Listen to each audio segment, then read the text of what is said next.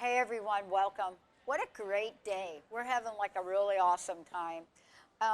What's fascinating to me is I get to talk to and I get to meet some of the most incredibly talented people, like my friend Lynn Creighton joining me here today. And here's something I want to say about this. Um, Sometimes we think we don't have talent. Sometimes we think we're not gifted. Sometimes we think that we are to settle for a life that is full of compromises and lacking creativity. But I hope today, when we get to chat with Lynn, we'll get a different perspective. What I love is I get to speak with people, Lynn, people like you, that have said yes to something that called you forth, all your talent, all your gifts. And I want to thank you for joining me today. Thank you for being here. I thought when I was younger that I would study music and study art. I thought I would be an artist. And it didn't work out like that. But I have such an appreciation for people that, like you, that have such amazing levels of creativity.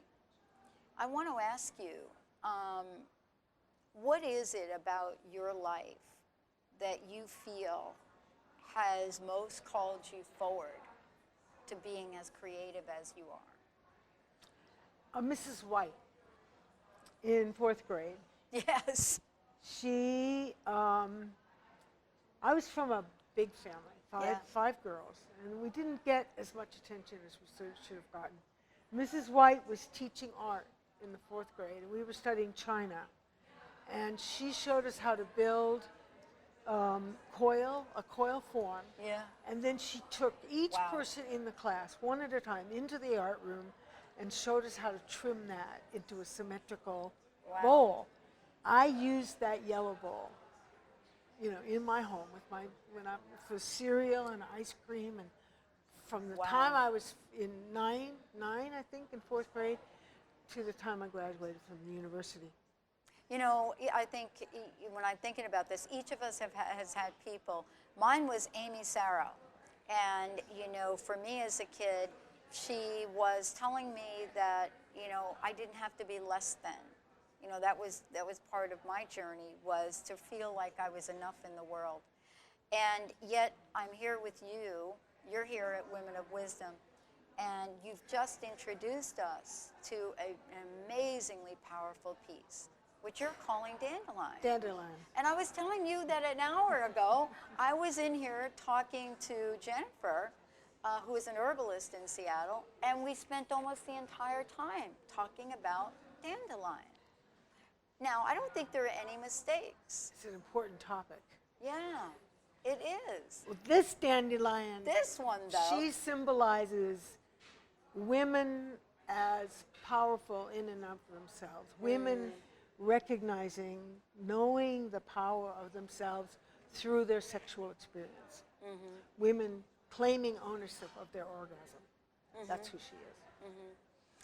It's interesting because, if you go through generations and generations, the word orgasm isn't even used. I mean, most women that have gone through generations before the 60s didn't even understand what that experience was like. Thank you for repeating that word, because that does give it authenticity. Well, why are we so afraid of it? There's a long history, and that's what I'm doing here at this conference. My artwork is about women claiming themselves as sacred through their sexuality. Yep. My spiritual work is about women claiming themselves as powerful through their sexuality. And so my workshop is about the history of women's sexuality, the way that the Indo-Europeans grabbed the power of the goddess from the goddess worshippers and suppressed the knowledge of how powerful the women had been. So that today, women aren't even aware, many women are not even aware that there ever was this 20,000 years of goddess worshiping. No. It's vanished in history. And that's what I was here to reestablish. You know, it's interesting you're talking about it because I was born in New York, and I lived in New York and New Jersey most of my life before moving out here to Pacific Northwest. But there was a part of me through some strange connection that always was drawn to a goddess.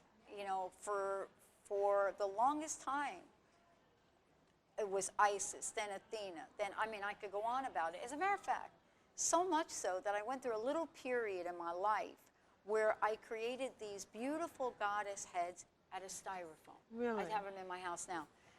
But yet I can't explain why. I want to ask you,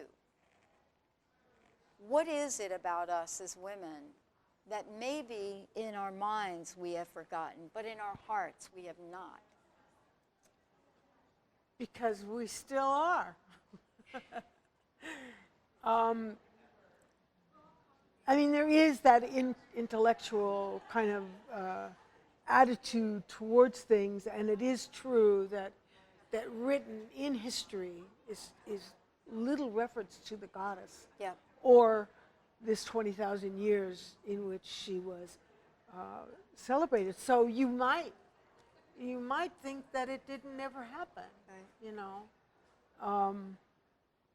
So now there was another aspect to your question. I'm not sure I Well, answered. I mean, it's almost as if, you know, my question is, it's something inside us that I don't think can stay buried.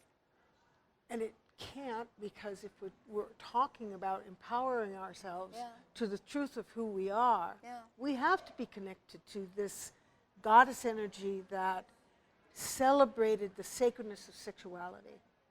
In the goddess tradition, it was sexuality that was used in the temple to celebrate the goddess. As the participant raised her energy to its highest potential, she was getting closer to the divinity that she was celebrating. What are we so afraid of? We were killed for trying to remember. There were the Crusades, there was the Inquisition, there were all the witches killed. And before that, all the goddesses. Right. 5,000 years ago, the Indo-Europeans came in across the Caucasus, across the Black Sea, and invaded the goddess worshipping cultures. So we are actually afraid because we were killed. You know, And the other thing is that well, we're still being killed. I was just thinking, I was just thinking to myself, you know, we're still being killed, right? there's still, and part of what led me into this was I was an apprentice to a Native American medicine man and led purification lodges. Now, in those purification lodges, there was a lot of praying among the women about rape, about harassment, about incest, about the ways in which they had been abused in their life. And that is why I, ended up focusing on the sacredness of sexuality as a cure to women being continually battled against, discriminated against, and in our culture now, today. You know, I thought for a moment in growing up during the 60s that we would have had a divine remembering of that level of sexuality that would have continued. And yet, I think in some ways we've made some progress, but in other ways not. The women's movement is disappointing in the fact that it missed this part. The women in the 60s, 70s days, they did take up a more active sexual role, but they didn't claim it as sacred. Right. It was still profane. It was as profane as their brothers had been. So this history, even though the archaeologist Maria Gabudas was digging into this history and understanding all the Neolithic and Paleolithic images she was finding, that didn't make it into the women's movement. So we didn't know that our history contained sexuality as sacred.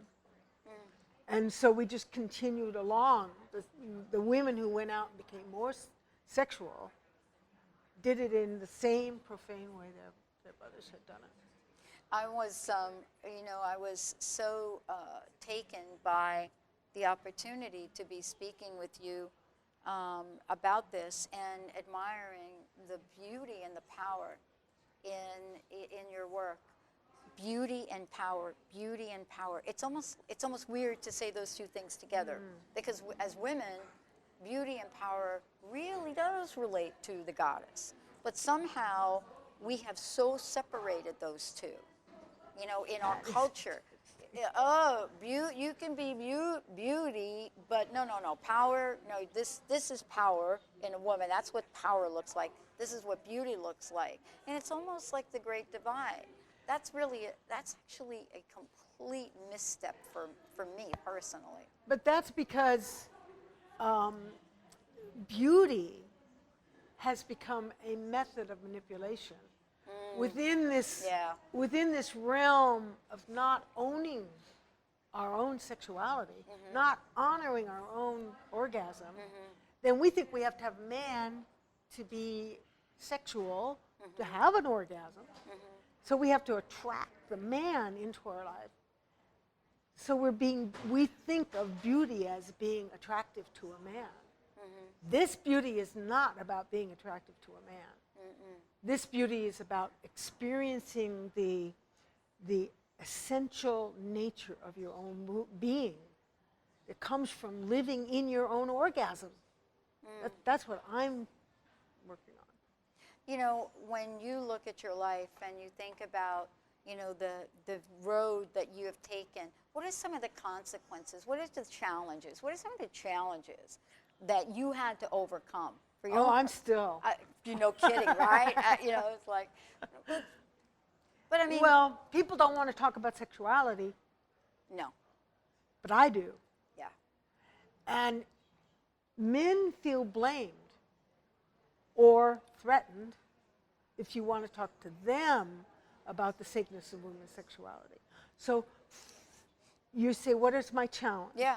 My challenge is finding the words and the way to open this subject up so that we can talk about it, so that we can make a difference in how each woman conceives of herself as sacred and sexual and powerful at the same time. So that's my big challenge. Now, and that includes, like, where are my girls going to go?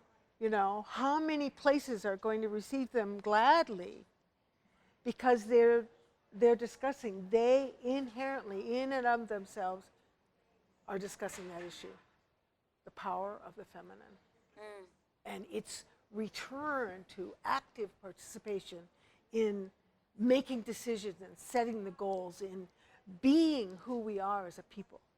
So this is about women knowing themselves as having answers, as having reasons, as having, a place at the table that they deserve.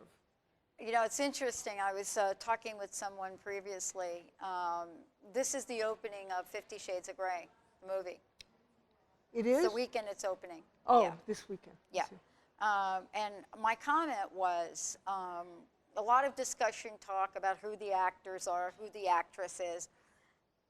Everybody chit-chatting about that, about Beyonce's song for it. However, this very short, almost non-existent trailer for the movie, close to 300 million views. And I was listening to someone talk about that, and they could not make sense. They could not make sense of 300 million views on a trailer that literally has no sexuality in it. But the idea of it has gotten people coming out of the woodwork. What is the idea? I can't wait to go home and look. Well, it explores the depth and the breadth of sexuality in a dominant and a submissive form. And it touches territory that we in this country have not really wanted to touch. Really? Well, Yeah, we I didn't do want to have go to there. see this. Yep, there you go. Yeah. But isn't it the same? Isn't it when we are thinking about women's sexuality, I mean, you mentioned men and what their fears are. But what are we as women afraid of? What is taking us so long? Well, we're going to have to admit what we haven't paid attention to. We're going to have to pay attention to what our sexuality is, who we are as sexual beings. We're going to have to take responsibility for it. And we're going to have to recognize that we've lost a lot of ground. Yeah, exactly. A lot That's hard. has That's been hard. lost. One thing I haven't mentioned, and this is, besides the fact that for me, sexuality, what we're talking about is the power of the energy that comes into us when we are willing to be truthful, to be totally present. And the other thing is, I can't remember what the other thing is.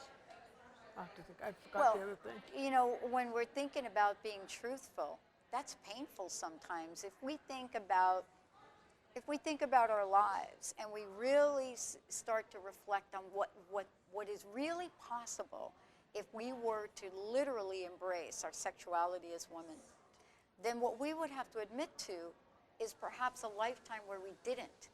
Yeah, we have to get past that. We have to get past it. But I think the first true orgasm you have is all you need to get past that. Yeah, that really is, isn't it? Yeah, I do.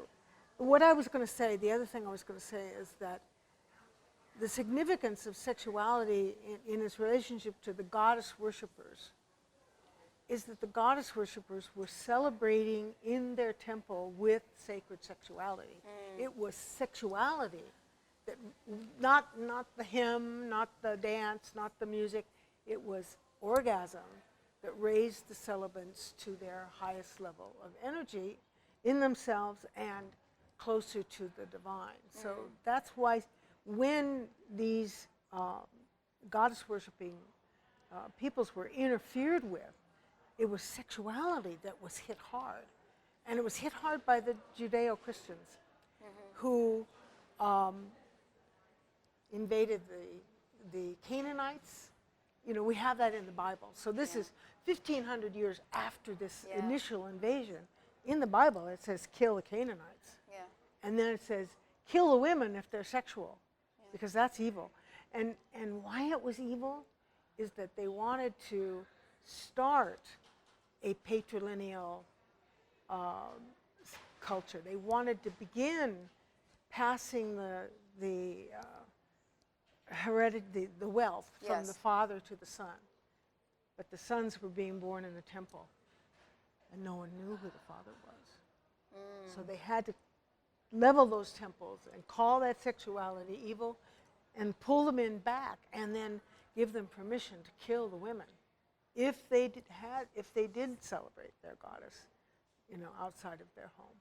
So that's the significance. It was sexuality that became the target of the god who came in from, you know, the steppes of Russia. It was women's sexuality that became the target because they were celebrating the goddess through sacred sexuality. Are we afraid of that again? Are we afraid of the resurgence of the goddess right now? I mean, the reason I bring that up is because we're watching the genocide of women. I mean, we're really watching some brutality. Well, actually, you know, we're knowing some brutality of what's happening with women across the globe. I don't think it's anything different than that's been happening forever and ever and ever. What we are, it changes its form a little bit. So right now we have abortion as an issue, which is a politicization of a woman's issue. Yeah. I mean, I don't want to have an abortion. I don't want to do that to myself. I don't want to terminate a life force that I am starting. But if I have to, I want to have the right to do that. And so the idea that it's a political notion is an invasion of women's rights. And that is how we at this time, one of the ways that at this time we're still showing our imbalance. The other thing is that of the Fortune 500, how many of them are women? No, how many of the 1% there. are Right. women, you Right. know. So um, it isn't, it may look in some ways like an even playing field. There are more women in corporate positions, but it isn't an even playing field. And I think in some ways it's more difficult because it's more hidden. Misogyny is, you know, no one admits to it. You know, it's very careful. Because I think there's been some lessons learned along the way, you know, in time, especially in our modern culture, about, you know, how to show up with a very good mask on, you know, the mask of equality, the mask of, you know, sexual notions of sameness. I think the masks, you know, we've gotten very good at the decoration, I think, right? I do. How to show up like that. So on the man's side, maybe you could say that there's denial and repression, and on the woman's side, kind of an accepting of a minimal reward. You know, yeah, okay, I'm getting a better salary, you know, and there's no problem me going to college, especially if I pay back my loan, Right. you know. Right. But the actual joy, I don't think we have it. I think we're giving away more and more and more. The potential for celebrating our lives, I think we're giving it away more and more and more. And well, you know, I think that for so many people listening and watching this today, it is a great reminder that we do give it away. Sometimes we feel like it's taken from us. You know, we feel like we have been a victim of sorts. And yet in today's world, we see women like Malala Yousafzai, women, you know, in other countries that have stood up and have reminded us how powerful we really could be. So is in your work, your art. You know, it's a reminder. What keeps you going? Oh, sometimes I don't. Me either. Sometimes I just want to have a burger. But no, I believe in it. I believe that knowing the history, that there was 5,000 years ago, something happened, the goddess worshippers were invaded, the energy of that invasion moved down around the eastern edge of the Mediterranean, and women were suppressed. And then when they started to raise up again, they were repressed again and again. So it does keep me moving, that it might be that I could speak that to enough people. I spoke it to people today who had never heard it, never heard that there was a history, that there was a woman's history, and that there was 20,000 years before that invasion, at least 20,000, where the goddess was the supreme being. We need to know that, you know, so that we're not claiming our power in some sort of a vacuum. No, it's true. We were in charge of the culture and then it was taken away from us with weapons and horseback riding and armor and smashing our peaceful goddess worshiping cultures with their full grain storage urns. You know, I think that's what keeps me going, is that it's possible that, you know, enough people can hear that and it might make a difference. Well, thank you for continuing to keep going, and thank you for your phenomenal work. Thank you. Tell folks how they can find out more about you, what your website is. My website is lyncreighton.com, and there's a lot of these girls on there, and I'd love to communicate with anybody. I'm working on the writing of this subject. I'm working on it. I've been working on it for many years, but I'm now at the point of actually having chapters that You're ready to go. Yeah. You're ready for liftoff. Yeah. Lynn, thank you so much. Thank you. It was really an honor. Thank you. Thank you. All right, everyone. Thank you. We'll be back soon.